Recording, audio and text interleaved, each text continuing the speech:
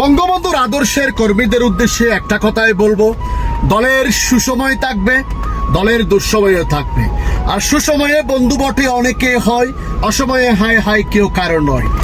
এটা দলের সাথে প্রযোজ্য হয়ে গিয়েছে। কারণ 5 আগস্টের আগে আমরা দেখেছি দলের অনেক সুসময়ের নেতা নেত্রী আবির্ভূত হয়েছিল, যাদের পরে স্টেজ পর্যন্ত ভেঙে গিয়ে পড়ে গিয়েছিল। কিন্তু 5 আগস্টের পর থেকে বাংলাদেশ আওয়ামী লীগের কর্ণধার বঙ্গবন্ধু তনিয়াকে রক্ষা করার মতো একটা সিঙ্গেল পার্সনও আমরা দেখতেছি না রাজপথে।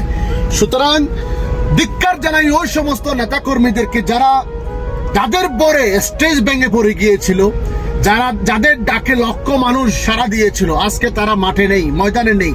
আমরা যারা নিপীড়িত কর্মী সমাজ রয়েছি, আমরা যারা তৃণমূলের কর্মী সমাজ রয়েছি, না আমরা দল থেকে একটা বেনিফিশিয়ারি একটা টাকা খেয়েছি, বিনিময়ে দলকে আমরা যতটুকু পেরেছি শারীরিকভাবে, মানসিকভাবে, আর্থিকভাবে যে কোনো মাধ্যমে আমরা দলকে চাঙ্গা রাখার এবং জননেত্রী শেখ হাসিনাকে সামনের দিকে এগিয়ে নিয়ে যাওয়ার চেষ্টা করে যাচ্ছি।